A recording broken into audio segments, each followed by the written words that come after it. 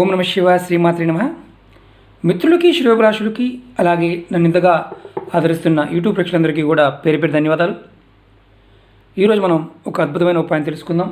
చాలామంది మిత్రులు మెయిల్స్లోను కామెంట్స్లోను చేసిన అప్పులు తీరడానికి తేలికైన ఉపాయం చెప్పండి, అలాగే ధనాకరణ శక్తి కూడా పెరగాలి, ఇప్పుడు కష్టాల్లో ఉన్నాం, ఏదైనా మేము చేసుకోగలిగేది చిన్న ఉపాయం చెప్పండి, ఖర్చు లేకుండా ఉండాలి అని చాలామంది మిత్రులు అడగడం జరిగింది.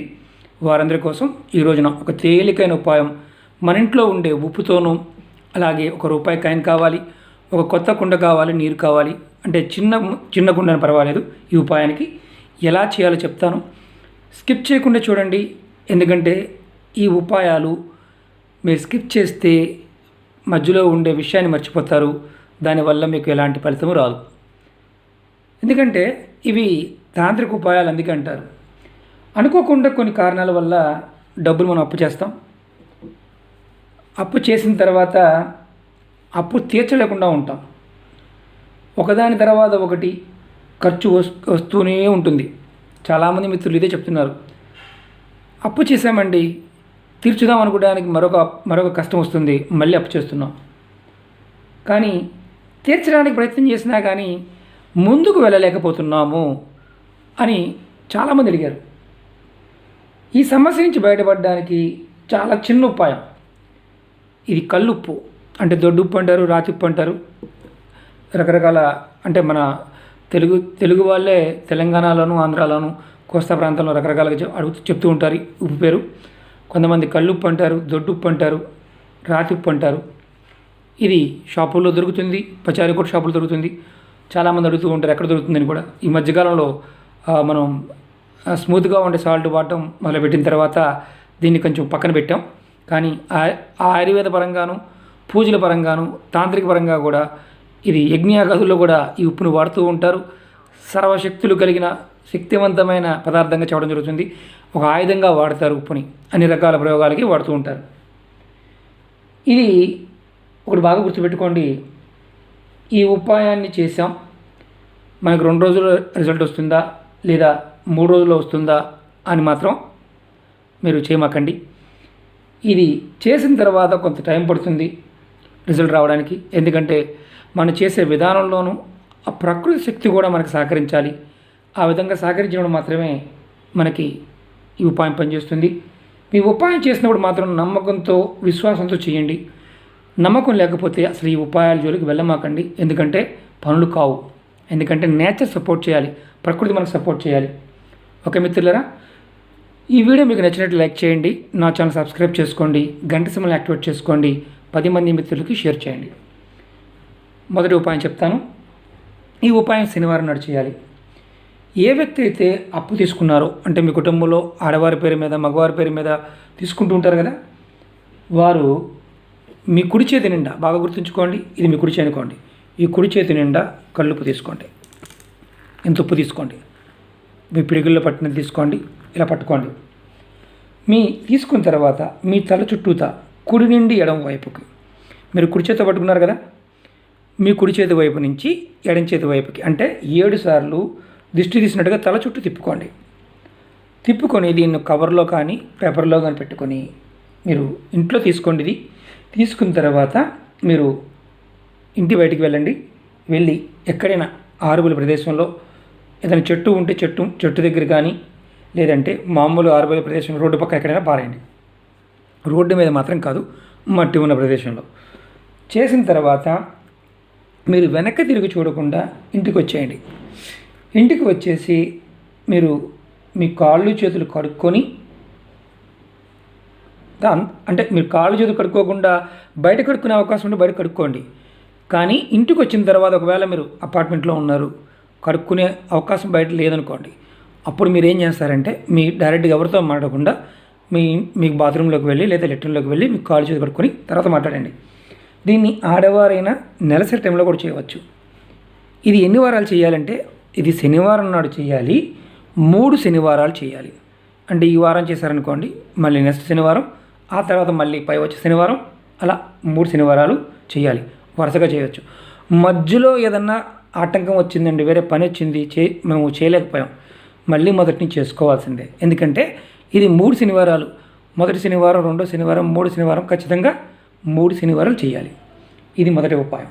ఇది ఏ టైంలో చేయాలి అని మీకు అనుమానం రావచ్చు.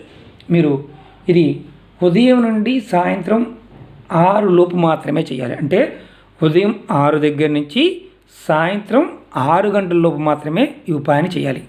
అంతేగాని 6 తర్వాత చేసిన, 6కు ముందు చేసిన ఈ ఉపాయం పనిచేయదు. ఇది మొదటి ఉపాయం.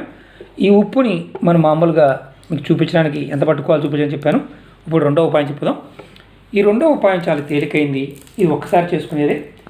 ఇది అమావాస్యలో చేయాలి.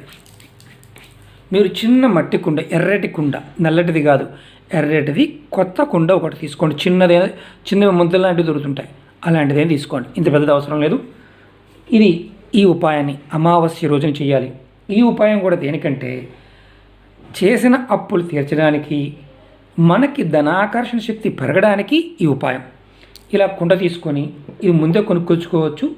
అమావాస్య రోజున సూర్యోదయానికి ముందు కానీ, అంటే ఈ ఉపాయాన్ని ఉదయం తెల్లవారుజామున 4:30 దగ్గర నుంచి 5:30 లోపు మీకు మీ క్యాలెండర్ ప్రకారం సూర్యోదయం ఇప్పుడు క్యాలెండర్లో ఉంటుంది, దానికంటే ముందు చేయాలి, లేదంటే సూర్యాస్తమయం తర్వాత చేయాలి. ఈ ఉపాయాన్ని అమావాస్య రోజున సూర్యోదయానికి ముందు కానీ సూర్యోదయం తర్వాత కానీ అమావాస్యలో చేయాలి. ఫస్ట్ మనం ఇలా కొత్త కుండ తీసుకొని కొత్తది తీసుకోవాలి. దాంట్లో ఇలా ఒక రూపాయి బిళ్ళని వేయండి. రూపాయి బిళ్ళ వేసిన తర్వాత చిన్నదైతే పర్వాలేదు, దీంట్లో ఇలా నీళ్లు పోయండి. అంటే పై వరకు నీళ్లు పోయాలి. మీకు చూపించడం కోసం చెప్తున్నాను. ఇది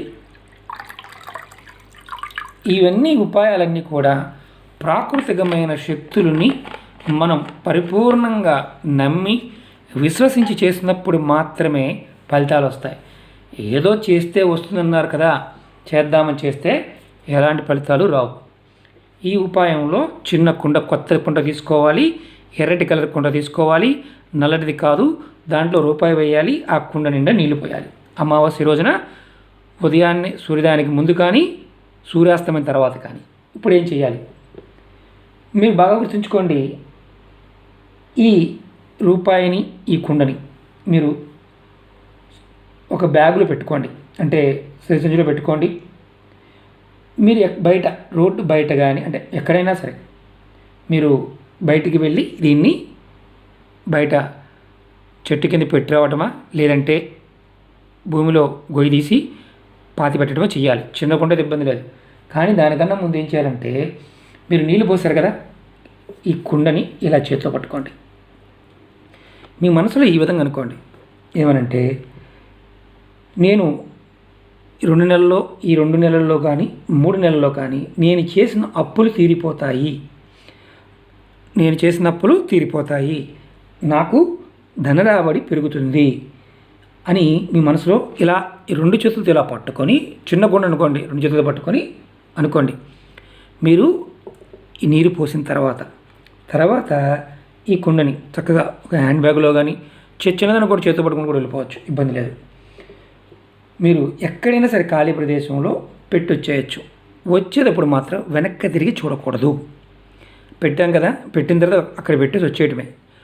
లేదు ఇంకా మనకు అవకాశం ఉంది, ఒక చిన్న గొయ్య ఇంత కుండ అనుకోండి, అలా ఒక మట్టి పిల్ల తీసి, లేదంటే అక్కడైనా మట్టి లూజు మట్టి ఉంటుంది, అక్కడైనా సరే దీన్ని ఆ నీళ్ళతో పాటే పెట్టేయాలి.